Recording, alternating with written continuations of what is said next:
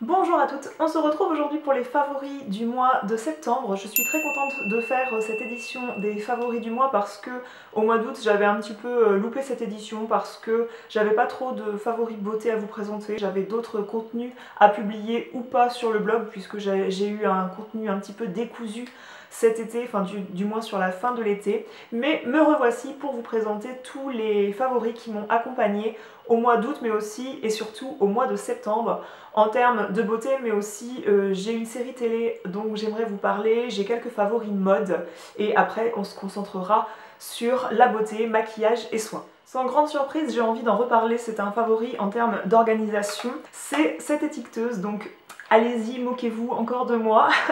Je suis une serial étiqueteuse, je sais plus laquelle d'entre vous m'a dit ça, mais ça m'a bien fait rire parce que c'est un petit peu le cas. J'ai été complètement prise d'une passion assez dingue pour cette étiqueteuse. C'est une étiqueteuse de la marque Brother qui me sert à étiqueter, à organiser un peu tous les endroits de ma maison, que ce soit dessous un évier, que ce soit dans mon cellier, que ce soit le contenu de mon congélateur. Bref, j'étiquete un peu tout et n'importe quoi avec cette étiqueteuse et j'en suis ravie. Elle m'a coûté 26 € sur Amazon. Elle est très facile d'utilisation, bien que j'ai pas tout exploré les possibilités de cette étiqueteuse. En tout cas, on la prend en main assez rapidement. Ensuite, je voulais vous parler d'une série télé qui est complètement un petit peu perchée, mais elle m'a beaucoup plu, du moins j'ai été super accro. Je ne sais plus si j'ai regardé la valeur d'une saison ou de 2 saisons. C'est une série, je crois, qui date de 2016, donc très récente. C'est l'histoire d'une jeune femme qui réapparaît 7 ans après sa disparition, alors qu'elle n'était qu'une ado. Lorsqu'elle a disparu, elle était aveugle. Il s'agit d'une enfant adoptée, qui a été adoptée étant petite, donc en âge de parler, et qui était déjà aveugle. Ses parents adoptifs n'ont jamais vraiment connu l'histoire de son enfance, pourquoi elle est devenue aveugle. Cette jeune femme, 7 ans auparavant, est censée s'être fait enlever puisque la disparition était totalement subite, ça ressemblait ni plus ni moins à un enlèvement. Quand elle réapparaît, elle n'explique pas ni à ses parents ni au FBI comment elle a été enlevée, elle n'explique pas ce qui s'est passé pendant 7 ans de sa vie, donc bien sûr sa mère le prend très mal, elle le vit très mal et ça l'angoisse beaucoup d'imaginer. Quand on ne sait pas, c'est vrai que ça laisse place à l'imagination, donc c'est peut-être pire pour une mère, et je crois même que c'est pire pour une mère d'imaginer tout ce qu'elle a pu subir plutôt que de le savoir. Comme elle réapparaît avec des pouvoirs surnaturels, eh bien il est très difficile pour elle de raconter à ses parents ce qui s'est passé pendant ces 7 ans. Sauf qu'en tant que public, on va savoir ce qui s'est passé pendant ces 7 ans puisqu'elle va réunir 5 personnes qu'elle rencontre dans les villages alentours, qu'elle rencontre dans un lycée, etc. Elle va réunir ces 5 personnes pour leur confier une mission et avant de leur confier cette mission, pour qu'ils en comprennent le but, elle va leur expliquer ce qui s'est passé pour elle pendant 7 ans. Donc c'est quelque chose qui m'a vraiment tenue en haleine, donc bien sûr c'est une série Netflix puisque nous avons un abonnement. C'est une série que j'ai dévorée et que je vous recommande même si on reste un peu sur notre faim du fait qu'il n'y a pas d'autres saisons supplémentaires à regarder et je sais pas si elles vont être tournées à l'avenir. Autre série que j'ai bien sûr dévorée, c'est la saison 7 de Game of Thrones. Là aussi, je suis énormément restée sur ma faim parce que je crois que la saison 7, il y a 7 épisodes, donc c'est très court. Et vraiment, on a encore envie de savoir la suite, la suite, la suite. Je pense que vous aurez vu sur la miniature de cette vidéo desquels favoris mode dont je souhaitais vous parler. Il s'agit d'une paire de baskets. Et oui, elle a encore acheté une paire de baskets. Enfin, oui et non. Je pense pas que les chaussures ce soit mon premier poste d'achat dans la mode. Enfin, j'adore les chaussures, hein, clairement, je suis une vraie nana pour ça. Je sais plus quelle youtubeuse m'a influencée pour acheter ces baskets. Je retrouve plus son nom là à l'heure actuelle. C'est une jeune femme blonde dont je m'identifie beaucoup dans le style et tout. J'aime beaucoup les looks qu'elle peut présenter. Et elle avait présenté ces baskets de couleur rose, mais c'est vraiment le rose parfait. C'est une paire de baskets toute simple de la marque Lacoste. Je sais pas si vous vous souvenez, dans un haul, je vous avais présenté que j'avais acheté des baskets à 25 balles chez Camailleux qui étaient en rose matière daim, donc bien sûr à ce prix là c'était pas du vrai daim. Résultat, 25 € ou 29 €, c'est très inconfortable comme chaussure, très sincèrement. Je vais pas visiter une ville entière avec cette paire de baskets de chez Camailleux alors que celle-ci, Voilà, on a vraiment le confort de la basket, de la tennis Lacoste. Chose du 39, j'ai pris du 39, ça me va parfaitement. Le rose est vraiment parfait. Et en plus, je voulais des baskets rose poudrées, mais toutes les marques qui en proposaient, type Adidas, type les Puma, eh bien c'était à chaque fois en daim, en matière nubuck, là je sais pas comment on peut appeler ça, et ce qui fait que quand on tâche ça, qu'il y a la pluie qui arrive, eh bien c'est très compliqué à nettoyer, et moi j'en recherchais vraiment en cuir, donc quand j'ai aperçu celle-ci, j'ai tout de suite sauté le pas. Un autre nouvel essentiel de ma garde-robe, qui peut se marier, j'ai posé les baskets, qui peut se marier tout à fait avec un style décontracté, tout comme vous pouvez porter ça avec un tailleur à mon sens. C'est ce sac. Je vous en avais parlé dans le haul Stella & Dot de la capsule de la collection hiver que je vous ai fait récemment et je ne l'avais pas encore reçu pour vous le montrer. Sauf que maintenant, depuis que je l'ai reçu, je n'ai pas arrêté de le porter. Moi, je ne l'ai pas encore porté en crossbody parce que je me suffis à le porter comme ça sur l'épaule et c'est vraiment super d'avoir un sac comme ça qui passe avec tout et qui peut se porter sur l'épaule. Vous n'êtes pas obligé de le porter sur le coude ou sur le poignet, ce qui fait très chic mais qui est très inconfortable pour plein de situations de la vie quotidienne. Ce sac là, ce que j'adore, c'est que le cuir est de très belle qualité, il est un tout petit peu grainé et surtout il est très souple, donc vous pouvez un petit peu le gonfler de plein d'affaires. C'est un sac qui se referme par une fermeture éclair, donc côté sécurité c'est super. Toujours les détails de notre gamme Covet Stella & Dot, donc hop, ce petit détail de sac que je trouve super joli, l'imprimé à l'intérieur. Covet, donc des imprimés dorés, des écritures dorées sur un fond un peu taupe doré. Et ici vous avez une grande pochette avec un petit cordon tressé pour ouvrir la pochette et on loge vachement de choses. Disons que le prix résonnerait mieux dans ma tête s'il coûtait 30 € de moins, c'est sûr, mais on n'est pas non plus dans le prix d'un sac Céline hein, non plus. Donc ça reste quand même raisonnable, mais tout est relatif, on est d'accord. Mais franchement, c'est un sac qui est super, moi j'adore la qualité qu'il a. J'adore le fait qu'il passe avec tout, j'adore le fait qu'il passe en toute saison. On va passer aux favoris beauté. Je vais commencer par les soins sans être trop longue à leur sujet parce que j'ai dernièrement publié sur ma chaîne une vidéo sur ma routine soins visage. Et dans cette routine soins visage, j'ai pioché deux favoris. Enfin, deux nouvelles belles découvertes, on va dire. Tout d'abord, ce baume nettoyant aromatique au bois de rose de la marque Darphin. Un réel soin en institut quand on se démaquille le soir. Quelque chose qui vient bien décoller le maquillage, donc en tout cas les produits teints, parce que je reprécise que ce baume nettoyant n'est pas fait pour démaquiller les yeux. Il a une odeur super agréable, il en faut très peu pour venir décoller tout le maquillage. Il se transforme bien en lait quand on met de l'eau dessus et qu'on se met à bien mélanger, à bien masser sa peau avec la pulpe des doigts. Je l'adore. Je souhaitais vous reparler de deux petits produits qui sont soit vendus séparément, soit vous pouvez les acheter en combinaison. Je souhaitais vous en reparler parce que c'est ce qui me permet en ce moment que lorsque je mets du rouge à lèvres, j'ai un joli résultat sur les lèvres. Et sachant que moi, j'ai une nature de lèvres à souvent être desséchée, à souvent peler, à avoir des peaux mortes et tout. Ce qui fait que c'est pas très flatteur en général quand je mets du rouge à lèvres si j'entretiens pas mes lèvres. Mais avec ça, franchement, je suis vraiment très satisfaite de la nature de mes lèvres en ce moment. Ce sont deux produits de la marque Hello Body. Tout d'abord le Coco Kiss Lip Scrub qui est un gommage au sucre pour les lèvres à appliquer avant le beurre, le baume pour les lèvres qui s'appelle Coco Rich. Donc ce sont des produits qui ont goût de noix de coco bien sûr. Ce qui me dérangerait un peu plus sur ce baume à lèvres, c'est qu'il a goût de noix de coco, donc du coup c'est vraiment quelque chose que je vais mettre au coucher pour pas que ça me dérange quand je mange ou quand je bois quelque chose. En tout cas, ce que j'aime bien, c'est que il a une texture qui fond tout de suite sur les lèvres à la chaleur de la peau et du corps, et du coup ça fait quelque chose qui se transforme en huile. Mais ce sont deux produits qui sont super efficaces pour avoir des lèvres de bébé, donc gros coup de cœur pour ces deux produits. Sachez que tout comme dans la vidéo sur ma routine soin visage, pour cette vidéo pour les produits Hello Body, je vous aurais glissé un code promo dans la barre d'infos, un code promo qui vous donne moins 15% sur votre première commande. Donc je vous invite à visiter la barre d'infos. Dernier produit, je ne sais pas dans quelle catégorie le mettre, je dirais pas que c'est du soin, mais c'est en tout cas un soin dentaire puisqu'il s'agit d'un bain de bouche qui se présente sous une forme vraiment particulière et vraiment inhabituelle pour nous français en tout cas. C'est un produit de la marque Merci Handy qui est plus connu pour ses désinfectants pour les mains. Et il y a plein de petits tubes là-dedans, des tubes noirs, des tubes bleu turquoise et des tubes violets. Donc il s'agit de différents parfums. Donc il y a un parfum qui a goût de, je sais pas, ça s'appelle Licor Ice. Alors je sais pas si c'est du réglisse ou de l'anis, j'avais du mal à identifier la chose. Ensuite il y a un truc qui est plus menthol, et un truc qui est plus berry en tout cas. Des tubes qui contiennent de l'huile de noix de coco, qui contiennent du charbon actif et qui contient, je sais plus quoi, où est-ce que j'ai vu ça? Donc il n'y a pas d'actifs blanchissants artificiels, il y a de chouettes arômes et beaucoup d'amour. C'est un petit peu l'humour sur tous les packagings Merci Handy, donc ça j'ai rien contre. Donc on veut tous un sourire qui brille comme à Hollywood, donc c'est censé être un soin blanchissant pour les dents. Et ça reprend une méthode ancestrale qui s'appelle le oil pulling.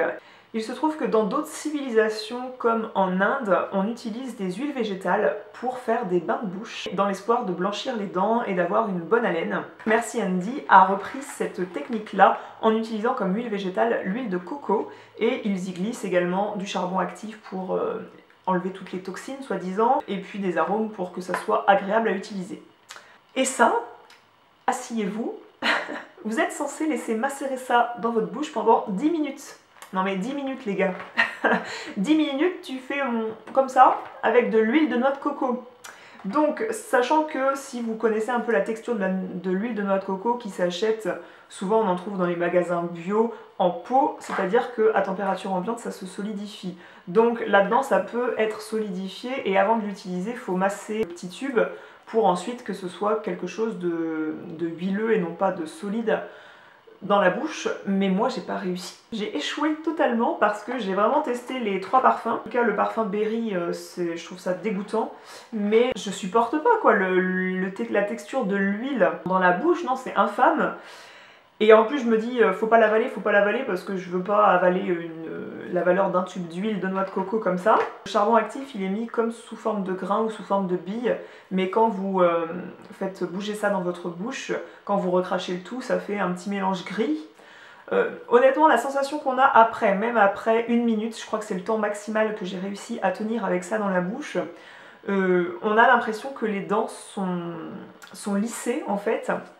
Mais tout simplement il y a un petit peu des résidus d'huile qui restent sur les dents et non, je suis pas du tout convaincue par le principe. Alors je remercie la marque de m'avoir généreusement envoyé ça pour me permettre de tester et de mourir moins bête. Je sais pas quelle est la qualité de la dentition des Indiens, mais non, c'est pas pour moi. Ça promet en 14 jours, donc je crois qu'il y a 14 dosettes sûrement, parce que ça promet en 14 utilisations, puisque vous faites ça 1 fois par jour. Rassurez-vous, vous faites pas ça après chaque repas.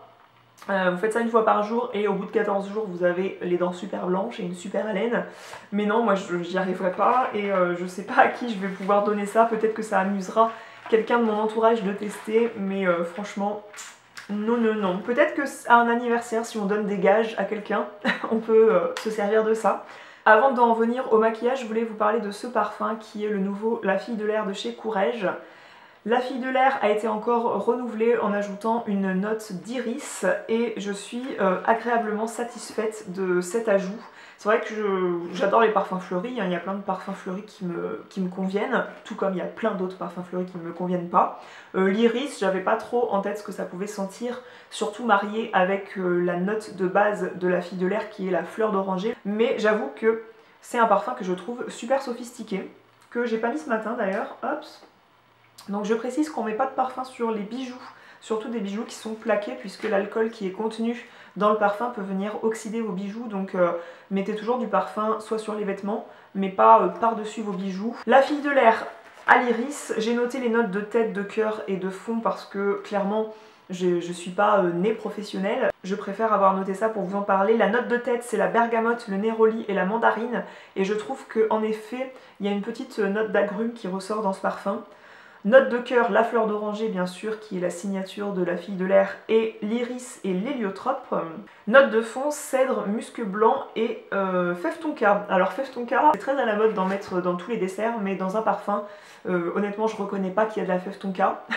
je vous mentirais, je serais bien prétentieuse de vous dire que tout de suite j'ai reconnu la fève tonka. En tout cas, le côté iris fleur d'oranger, je suis agréablement surprise du résultat. Je l'aime beaucoup, c'est très sophistiqué, très frais. Ça sent le propre, on en met juste une petite dose, c'est un parfum qui est très chic. On va passer au maquillage, vous ne serez pas surprise que je vous cite deux rouges à lèvres qui ont fait office d'un billet sur mon blog. La gamme Cream dans la gamme Vis Lipstick de chez Urban Decay. Du moins, pour faire plus simple, Urban Decay a sorti les Vis Lipstick l'an dernier il me semble, et sous plusieurs textures, donc texture crème, texture mat, texture semi-mat, des textures métalliques, et ces rouges à lèvres sont disponibles chez Sephora sous 100 teintes différentes. Donc si vous ne trouvez pas votre bonheur en termes de teintes de rouge à lèvres, c'est vraiment que vous êtes difficile je pense. Et moi j'avais vraiment envie là pour l'automne de teintes bordeaux, de teintes bois de rose, mais aussi de produits crémeux. C'est vrai que j'ai pris beaucoup de plaisir à renouer avec mes rouges à lèvres liquides mat depuis l'arrivée de l'automne, mais je sais pas, j'ai eu tout d'un coup envie de remettre des trucs très confortables pour mon quotidien. Je vais plus être amenée à porter des choses mat pour une soirée plutôt que pour mon quotidien. Je me suis dit que j'allais tester ces rouges à lèvres qui me faisaient de l'œil depuis un moment. Et honnêtement, la marque dit que dès que vous aurez testé ces rouges à lèvres, vous serez complètement accro, mais c'est le cas. Je trouve qu'ils sont d'une pigmentation mais de malade, en un seul passage sur la bouche. Je trouve que les couleurs sont toutes plus somptueuses les unes que les autres parce que j'ai vraiment acheté ça en magasin et non pas en regardant des swatchs, et j'ai pas commandé en ligne. J'ai regardé ça dans mon Sephora à La Rochelle. Je trouvais les teintes tellement magnifiques, toutes autant les unes que les autres, que j'avais beaucoup de mal à me décider, mais je suis restée sur mon éventail de base, c'est-à-dire que je voulais un rouge bourgogne et je voulais un rose boisé qui fasse très nude, presque mes lèvres en mieux.